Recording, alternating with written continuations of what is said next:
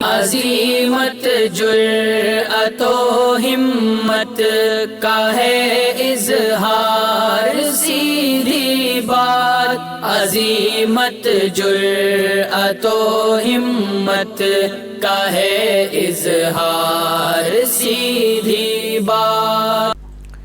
ناظرین گرامی، السلام علیکم ورحمۃ اللہ وبرکاتہ۔ میں ہوں آپ کا میزبان انصار عزیز ندوی، اور آپ اس وقت دیکھ رہے ہیں سیدھی بات۔ ناظرین گرامی، آج میں خاموش رہوں گا اور ہر طرف یہ آواز گونجے گی، میں ماہ صیام ہوں اور میں آ چکا ہوں۔ جی ہاں، میں رمضان المبارک ہوں اور سیدھی بات کے ناظرین سمیت انسانیت کے ہر حصے سے مخاطب ہونے کے لیے میں آ چکا ہوں۔ اے انسانوں، اس وقت زمین و آسمان میری موجودگی کا احساس کر رہے ہیں۔ نتیجہ یہ ہے کہ میری آمد پر ساری کائنات میں ایک نور کا سا عالم چھایا ہوا ہے۔ اے انسانوں، میں تمہارے درمیان پھر سے آ گیا ہوں۔ میں ہر محلے کے ہر نکڑ پر موجود ہوں، ہر شہر میں ہر شہر کے منظروں کو دیکھ رہا ہوں، ہر ریاست کے ہر ضلع میں میری آمد کا شور ہے، ہر ملک میں میری موجودگی کو محسوس کیا جا رہا ہے۔ میں جانتا ہوں کہ پچھلے سال جب میں آیا تھا تو اس وقت کیا حالات تھے۔ مسلمانوں کی مسجدیں بند تھی، شیوالے مقفل تھے، چرچوں پر تالے پڑے ہوئے تھے اور اللہ کی مخلوق اپنے اپنے گھروں میں بند تھی۔ اب اس بار آیا ہوں تو لگتا ہے دنیا بدلی نہیں، کورونا کی مار نے ان کے ہوش ابھی ٹھکانے نہیں لگائے ہیں۔ اب بھی سب کچھ ویسا ہے جیسے وبا سے پہلے میں دیکھا تھا۔ گزشتہ سال سے لے کر اب تک کیا ہوا سب جانتے ہیں۔ لاکھوں کی تعداد میں لوگ لقمہ اجل بنے، ارباب اقتدار نے تمہاری زندگی کو ہی مکفل کر دیا۔ انسانی زندگی جامد و ساکت ہو کر کے رہ گئی۔ میں دیکھ رہا ہوں کہ میری آمد پر کوئی پرجوش استقبال نہیں، کہیں چراغاں نہیں، میرے وہ چرچے نہیں جو تمہارا خاصہ ہوا کرتے تھے۔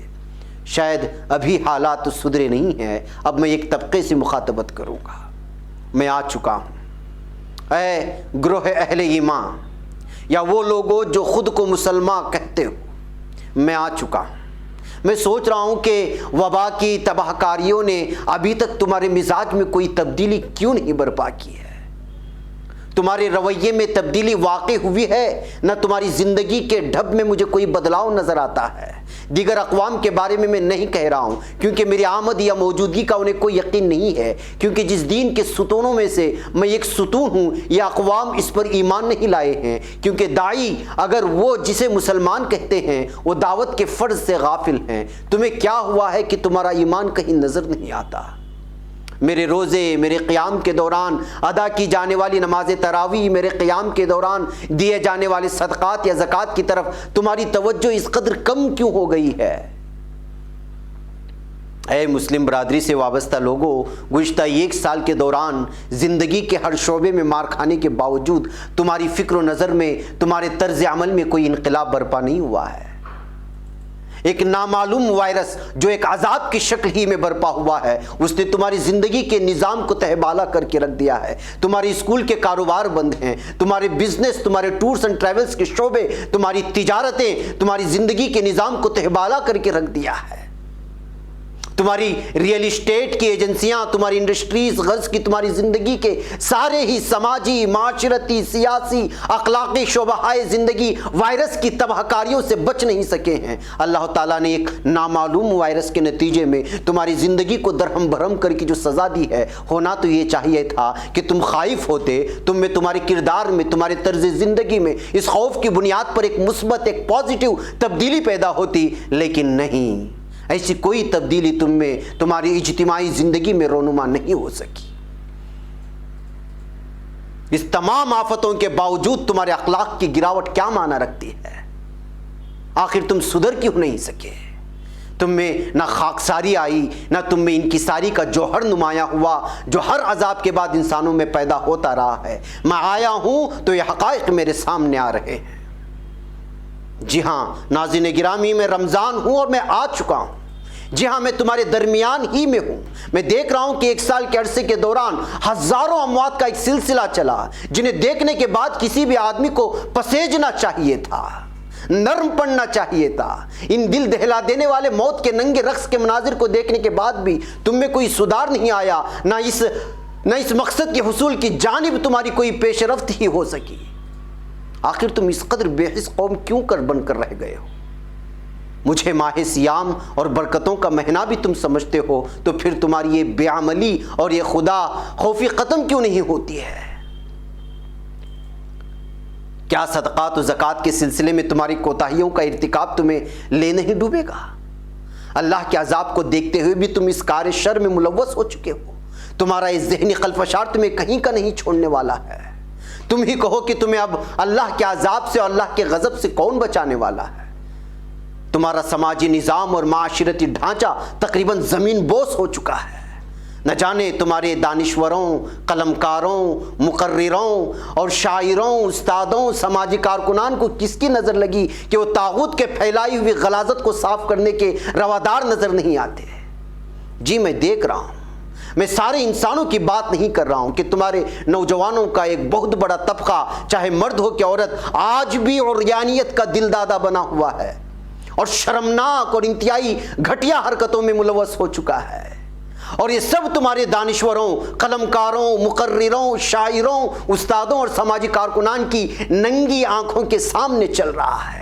ہاں ناظرین گرامی، میں آ چکا ہوں، میں رمضان ہوں۔ اے مسلمان قوم کے لوگوں، تمہارے غریب، تمہارے نادار، تمہارے ضرورت مند بھائی کیوں تمہاری غفلت کا شکار ہو گئے ہیں؟ کیوں ان کمزور طبقات کی طرف سے تم نے آنکھیں مون لی ہیں؟ تمہاری توجہ ان کی جانب کیوں نہیں مبذول ہوتی؟ کیوں تمہیں ان کی فلاح کا خیال نہیں آتا؟ تمہیں معلوم ہے کہ میرے قیام کے دوران ہر نیکی کا ثواب 70 گنا بڑھ جاتا ہے، کار نفل کا درجہ کار فرض کے درجے کے برابر ہو جاتا ہے، پھر کیوں تم نیکیوں کی جانب نہیں دوڑتے ہو؟ نہ تو بے کسوں کی تمہیں کوئی فکر ہے، نہ تمہاری غریب عوام کو کھانا نصیب ہے۔ تمہارے جذبہ خیرخواہی کو آخر کیا ہو جاتا ہے؟ کیا ہو گیا ہے؟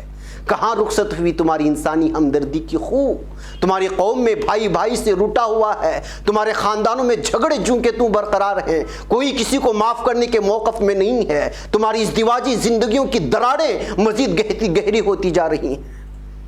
تمہیں طلاقوں پر طلاقیں اپنی انتہا کو پہنچ چکی ہیں۔ نہ تم سحری کو جاگتے ہو، نہ میرے روزوں کا اجلال و احترام تمہارے دلوں میں باقی ہے۔ عام دنوں کی بات تو چھوڑیے، تم میری موجودگی کے دوران بھی صبح کی نماز سے غفلت برتتے ہو۔ میں موجود ہوں اس کا تمہیں احساس ہی نہیں ہے۔ تمہیں نظر نہیں آتا کہ جب میں موجود رہتا ہوں تو اللہ کی رحمتیں سایہ فگن رہتی ہیں، برکتوں کی بارشیں برستی رہتی ہیں۔ سچ پوچھا جائے تو عذاب الہی کے بعد بھی تم میں کوئی بدلاؤ مجھے نظر نہیں آتا۔ یہ صحیح ہے کہ گزشتہ 1 سال کے دوران کورونا کے حوالے سے بحیثیت مسلمان تم قوم کے لوگوں کا یقین یہی رہا ہے کہ جو کچھ ہوتا ہے یا ہو رہا ہے وہ من جانب اللہ ہوتا ہے، لیکن تم نے من جملہ طور پر یا اجتماعی طور پر ابھی تک اس حقیقت کا ادراک نہیں کر سکے ہو کہ کورونا کی یہ بیماری اجتماعی عذاب کی ایک شکل تھی جو تم پر نازل ہوئی تھی، جو ہم پر نازل ہوئی تھی، جس کے اثرات ختم ہونے کا نام نہیں لیتے، اور ابھی تک تمہیں احساس نہیں ہوا کہ تم ایک ملت کی حیثیت رکھتے ہو اور تمہاری حیثیت اصل میں اجتماعی ہے۔ تم انفرادی زندگی گزارنے کے لیے پیدا نہیں کیے گئے ہو۔ یہ عذاب تمہیں تمہاری اجتماعی حیثیت کا ادراک کرنے کے لیے آیا ہے، اور تم ہو کہ ایک دوسرے سے الگ رہ کر فردن زندگی گزارنا چاہتے ہو، جو کہ اسلامی مزاج کے خلاف ہے۔ اور یہ چیز ہے جو تمہیں ملت بننے اور ملت کے نفع و نقصان کو اجتماعی سے زیادہ انفرادی سمجھنے پر مجبور کر رہی ہے۔ تم نے کورونا سے لا تعداد لوگوں کو مرتے دیکھا۔ تم کو یہ تصویریں اب بھی ہم اپنی اسکرین پر تمہاری یاد دہانی کے طور پر دکھا رہے ہیں، تاکہ تم میں اپنے اجتماعی نقصان کا احساس ہو اور تم میرے قیام کے دوران تقویٰ جیسی نعمت کو حاصل کر سکو۔ تم جانتے ہو کہ اس کائنات کے مالک نے میرے روزوں کے اور اس کے مقصد کے بارے میں سورہ بقرہ کی 183 نمبر کی آیت میں تم سے پہلے ہی کہہ دیا تھا، جس کا ترجمہ ہے: اے لوگو جو ایمان لائے ہو، تم پر روزے فرض کر دیے گئے جس طرح تم سے پہلے انبیاء کے پیرووں پر فرض کیے گئے تھے۔ اس سے توقع ہے کہ تم میں تقویٰ کی صفت پیدا ہو گئی ہے۔ یہی چیز تمہیں ایک ملت بن کر زندگی گزارنے کا احساس دلانے والی تھی۔ تم اپنی زندگی کو اجتماعی زندگی سے جوڑ دیتے اور ادھر ادھر بکھر بکھر کر فرد فرد بن کر رہنا گئے ہوتے۔ یہی سبب ہے کہ تم دنیا میں ہونے والے واقعات کو سرسری نظر سے دیکھ رہے ہو۔ تمہیں خبر ہے کہ برازیل جیسے ممالک میں کیا ہوا، کس طرح تمہارے حج کو روکا گیا، تمہارے عمرے روکے گئے۔ جی ہاں ناظرین ایک چھوٹے سے بریک کی اجازت۔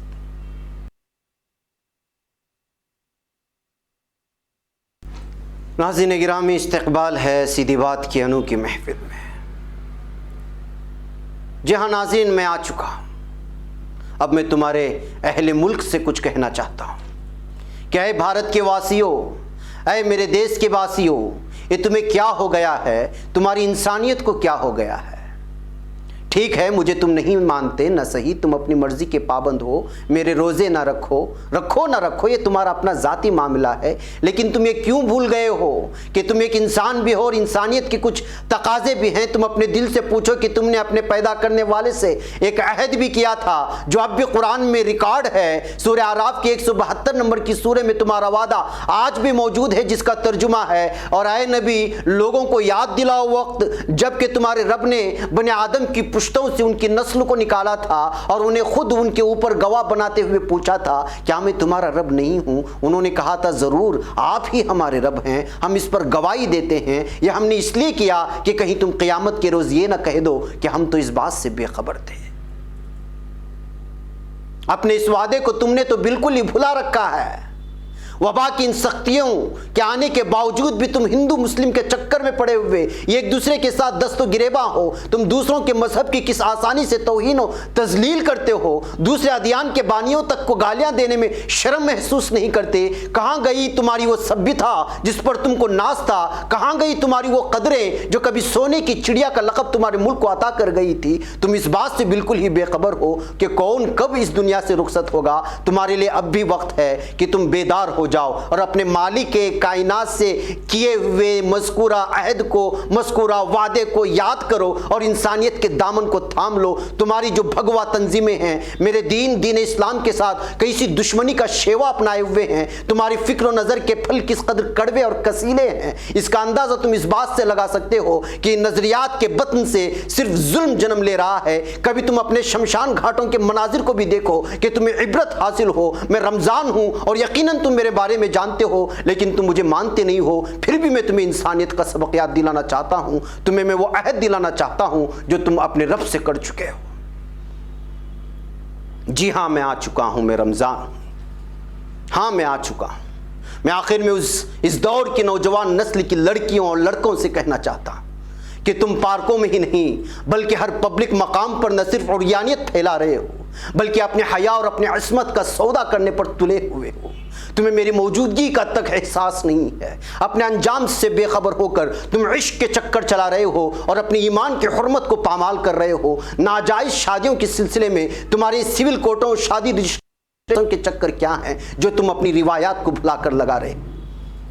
وہ مسلمانوں کی بیٹیوں، اپنی زندگی سے تم کیسا مذاق کر رہے ہو؟ اپنے ماں باپ کو چھوڑ چھاڑ کر میرج رجسٹریشن کے رجسٹرار کو اپنے ماں باپ بنا رہے ہو۔ دراصل یہ نتیجہ ہے تمہارے رات بھر جاگ کر گناہوں میں ملوث ہونے کا کہ تم اپنی دن کو بھی اب عصیاں و گناہ کی نظر کر رہے ہو۔ رات بھر تم نیٹ فلکس کی سروس حاصل کر کے ہر قسم کی واہیات دے کر اپنی جوانی ختم کر رہے ہو۔ عریانیت پھیلانے والے گیموں تک کو نہیں چھوڑتے ہو، یہاں تک کہ عریانیت اور گندی فلمیں تمہارے نظام زندگی کا حصہ بن گئے ہیں۔ لگ بھگ نوجوانوں کا، خصوصاً مسلم نوجوان کا 85% اس کار شیطنت میں مصروف ہے۔ ہاں میں آ چکا ہوں، میں رمضان۔ اب میرا قیام تمہارے درمیان مزید صرف 26 دن رہ گئے۔ اگر یوں ہی تمہارا میرے ساتھ سلوک ہوتا رہے تو میں لوٹ کر خدا کے پاس ساری سرگزش سنا دوں گا، تمہاری شکایت کروں گا کہ تم نے میرا کوئی احترام نہیں کیا۔ ہاں میں رمضان ہوں، آ چکا ہوں، مجھے پہچانو، میری شناخت کرو اور مجھے احترام سے دیکھو۔ مجھ میں جو رحمتیں ہیں، برکتیں ہیں، وہ لوٹنے کی کوشش کرو، اس لیے اپنے انجام سے بے خبر نہ رہو۔ اللہ تمہیں میرے اجلال و اکرام کی توفیق نصیب فرمائے۔ ناظرین، آج ہم نے میں آ چکا ہوں کو محور بنا کر احساس دلانے کی کوشش کی ہے، کاش کہ ملت اور اہل ملک جاگ جائیں اور وبا سے اللہ کی پناہ مانگیں۔ مجھے یہاں پر اجازت دیں۔ السلام علیکم ورحمۃ اللہ وبرکاتہ۔ خبر پڑھنے کا تم نے بھی عجب انداز پایا ہے، رواداری کے جذبے نے بھی تم پہ ناز پایا ہے، اسی راہ میں محبت کا حسین اعزاز پایا ہے، تمہیں ہر انجمن میں ہم نے تو ممتاز پایا ہے، تمہیں سے ہے ترقی پر عزیز انصار، سیدھی بات عظیمت جرأت و ہمت کا ہے اظہار، سیدھی بات